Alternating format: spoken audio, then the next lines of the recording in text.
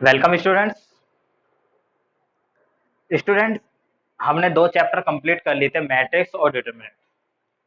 आज जो है हम अपने बुक का सेकंड चैप्टर लेते हैं, inverse trigonometric function. Chapter second, inverse trigonometric function.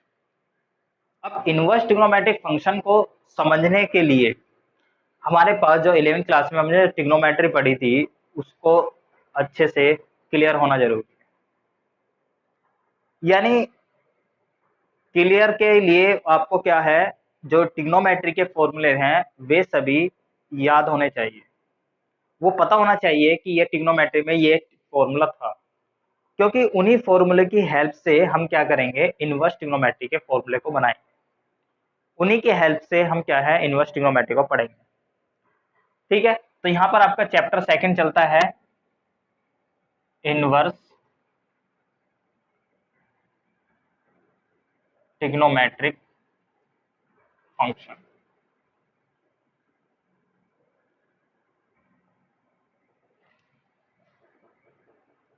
Hindi में बोलते हैं प्रतिलोम त्रिकोणमितीय फलन। प्रतिलोम त्रिकोणमितीय फलन। तो आपको याद है कि ट्रिग्नोमेट्री में हमने फंक्शन पढ़ा था sine theta something x. X में कोई वैल्यू, थीटा एंगल,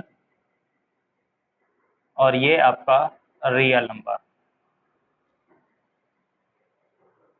और ये रियल नंबर भी आपका जो एक्स होता था वो बिलोंग करता था आपका 1 और -1 के बीच, क्योंकि आपको पता है किसी भी एंगल पर जो साइन होता था वो -1 और +1 के बीच में वैल्यू देता था, इससे ज्यादा नहीं होता था। और तो ये यहाँ पर हमारे पास जो साइन थीटा इक्वल टू क्या होता था, साइन एक्स। अब यहाँ पर अपन इनवर्स पढ़ेंगे। तो फंक्शन में इनवर्स का मीन्स क्या होता है कि जो आपका आउटपुट है, जो आपका आउटपुट है, अब वो हमारा काम करेगा इनवर्स। यानी एक तरीके से समझने के लिए इस साइन को मैं इधर ले गया तो ये बन गया आपका sine inverse x equal to theta. यानी जो x था हमारे पास -1 और +1 के बीच की जो वैल्यू थी, इसके इनवर्स के अंदर डालने पर हमें क्या मिलेगा, मिलेगा एंगल। क्या मिलेगा, एंगल मिलेगा। अब ये एंगल कहां से होगा, ये एंगल आपका बिलोंग करेगा -π/2 से और प्लस के π/2 का। यानी इसका साइन ट्रिग्नोमेट्री जो फंक्शन थे साइन थीटा था, उसका जो आउटपुट था वो रियल नंबर था, लेकिन साइन इनवर्स का जो आउटपुट है वो क्या है, एंगल है। क्या है, एंगल है। इसके अंदर इनपुट एंगल डाला था, इसके अंदर इनपुट जो है रियल नंबर डालेगा। यानी इनवर्स ट्रिग्नोमेट्रिक फंक्शन हमारा क्या करता है, जो आउटपुट होता था ट्रिग्नोमेट्री का वो अब इनपुट हो गया, और आउटपुट क्या होता है, जो इसका इनपुट था वो इनवर्स वाले का आउटपुट होगा। तो यहां से हमें देख पा रहे हैं कि इसके अंदर हम एंगल डालते थे, रियल नंबर्स मिलते थे। इसके अंदर इनवर्स वाले के अंदर हम रियल नंबर्स डालेंगे और हमें क्या मिलेगा, एंगल मिलेगा। और वो एंगल किस किस के बीच मिलेगा, माइनस के π/2 से प्लस के π/2। अब इनपुट कहाँ डालना है, क्योंकि यहाँ पे तो क्या था, आपका रियल नंबर था, और रियल नंबर कहाँ से है, -1 और +1 के बीच में। तो यहां से हमें पता लगा कि जो साइन इनवर्स एक्स है, ये जो ट्रिग्नोमेट्रिक फंक्शन है साइन इनवर्स एक्स, इसका जो इनपुट होगा, इनपुट जिसको हम 11वीं क्लास में बोलते थे डोमेन, वो क्या होगा, -1 से +1 के बीच।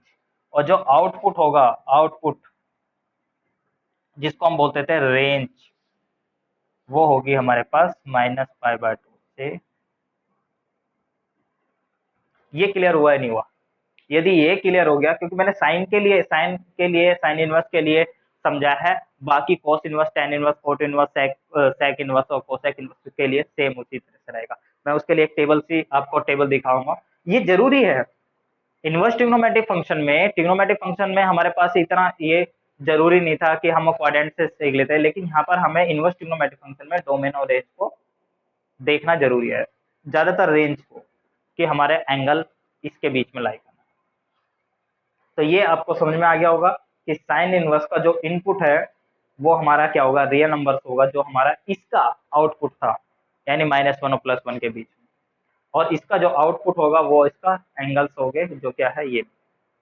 ठीक है, तो मैं आपको वही समझाता हूँ कि कैसे जो है इसकी एक टेबल है जो आपको रेंज और रेंज, जैसे मैंने साइन इनवर्स का बनाया सेम उसी तरह से cos inverse, tan inverse, cot inverse का रहेगा।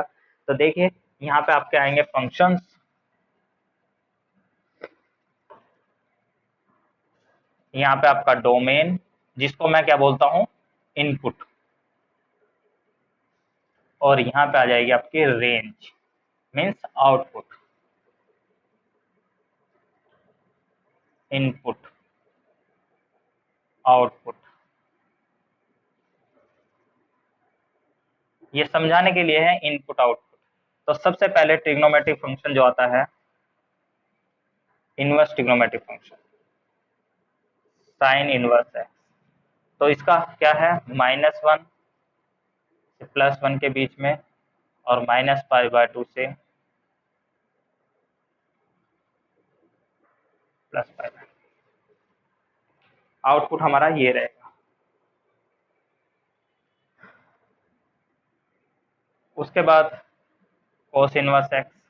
अब कोस इनवर्स एक्स का जो आउटपुट होता था वो, सॉरी, जो आउटपुट होता था वो भी क्या होता था, -1 और +1 के बीच में। कोस भी क्या देता था, -1 और +1 के बीच में। यानी कोस का जो आउटपुट होता था वो इसके इनवर्स का क्या होगा, इनपुट होगा, यानी इनपुट इसका भी क्या रहेगा, सेम ही रहेगा। अब बात करते हैं आउटपुट की। आउटपुट क्या मिलता था, आउटपुट मिलता था आपका 0 to π। क्या मिलता था, 0 से, क्योंकि ये देखो ये कहाँ मिलेगा, 0 पर, और ये कहाँ मिलेगा, पाई पर। तो -1 और +1 जो हमें क्या मिलते हैं, 0 और पाई के बीच में। क्लियर। उसके बाद नंबर आता है आपका tan इनवर्स एक्स। अब tan का आउटपुट देखेंगे, tan का आउटपुट, यदि आपको याद है tan 90 पे इंफिनिटी देता था, पॉजिटिव इंफिनिटी, तो tan माइनस के 90 पे माइनस के इंफिनिटी देगा। यानी tan का जो आउटपुट होता था वो तो माइनस इंफिनिटी से प्लस इंफिनिटी तक होगा। यानी जो इसका इनपुट होगा, tan इनवर्स का जो इनपुट हो जाएगा वो हो जाएगा माइनस के इंफिनिटी से प्लस के इंफिनिटी तक। ठीक है, माइनस के इंफिनिटी से प्लस के इंफिनिटी तक जो है इसका आउटपुट। लेकिन इसका जो आउटपुट होगा, यानी रेंज कितनी होगी, ये होगी -के π/2 से प्लस के π/2। साइन इनवर्स का और tan इनवर्स का सेम है, बस यहाँ पर इक्वल होता है, यहाँ पर इक्वल नहीं होता है। ये हमें याद रखना है, बहुत रेंज पे ज्यादा फोकस करना है, क्योंकि इनवर्स ट्रिग्नोमेट्री में आपका रेंज पे ज्यादा फोकस किया गया है। तो इसमें क्या जाएगा, इसमें भी आपका माइनस इंफिनिटी से, क्योंकि tan और cot तो एक दूसरे के एंटी होते हैं, दोनों सेम देंगे। और इसमें आ जाएगा आपका 0 से पाई तक।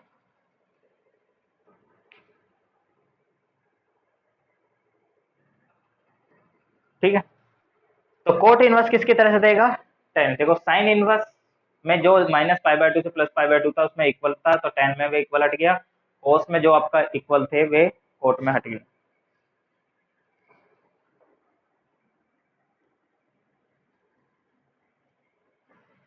उसके बाद आता है आपका सेक इनवर्स,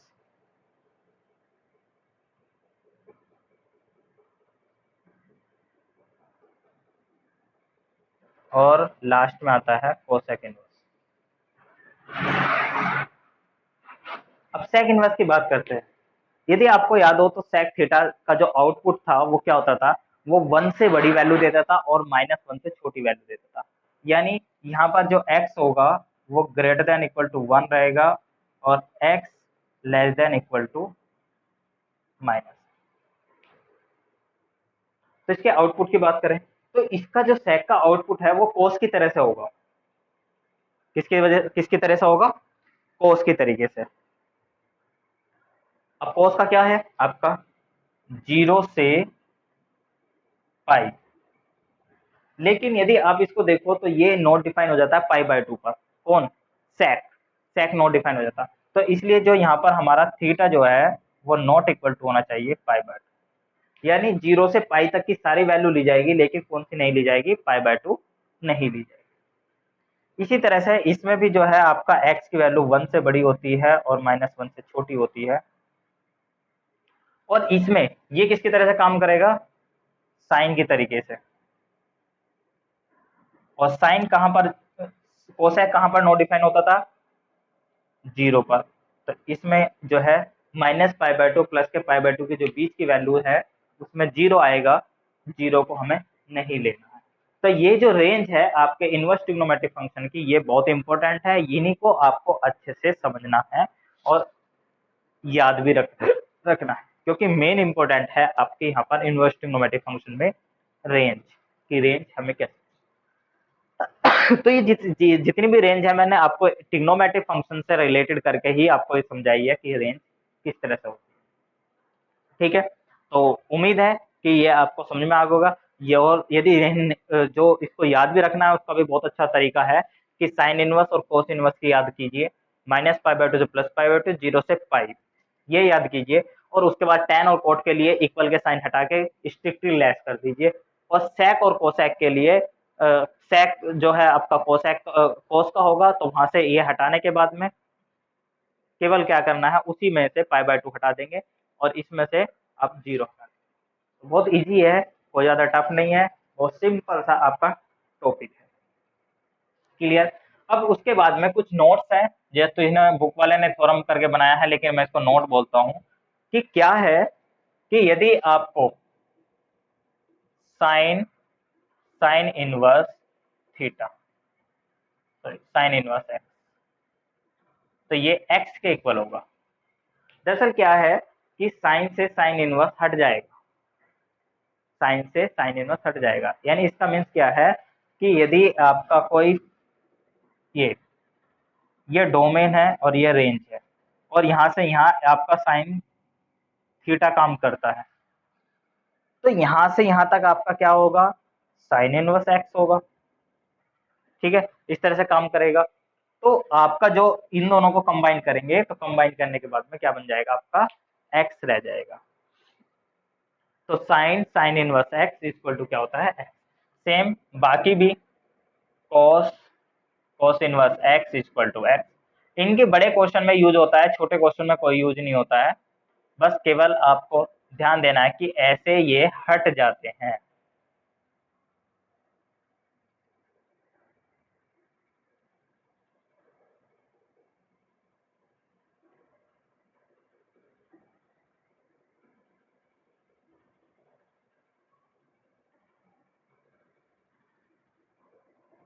कि ऐसे यदि बाहर ट्रिग्नोमेट्रिक फंक्शन है, अंदर इनवर्स ट्रिग्नोमेट्रिक फंक्शन है, तो वो एक दूसरे को हटा देते हैं, ये आपको ध्यान रखना है। ठीक है, उसके बाद सेकंड नोट, ये आपका node first, note second. Note second में क्या है, यदि इनवर्स ट्रिग्नोमेट्रिक फंक्शन बाहर है और अंदर ट्रिग्नोमेट्रिक फंक्शन है, तो तब भी ये हट जाते हैं। यानी बाहर इनवर्स है और अंदर ट्रिग्नोमेट्री है, तब भी ये क्या हो जाएंगे, हट जाएंगे।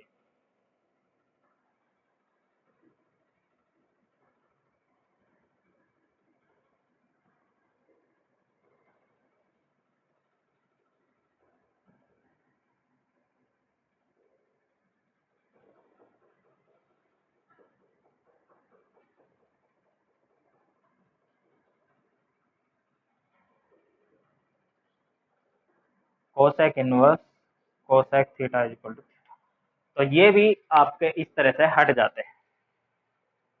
तो मुझे उम्मीद है कि ये जो जो आज जो मैंने बेसिक आपको बताया है इनवर्स ट्रिग्नोमेट्रिक फंक्शन का, ये आपको अच्छे से क्लियर हो गया होगा, समझ में आ गया होगा। मिलते हैं नेक्स्ट वीडियो में नेक्स्ट टाइप के कुछ फॉर्मूलेज को लेकर। ठीक है, और सिंपल से क्वेश्चन लेकर। ठीक है, थैंक यू।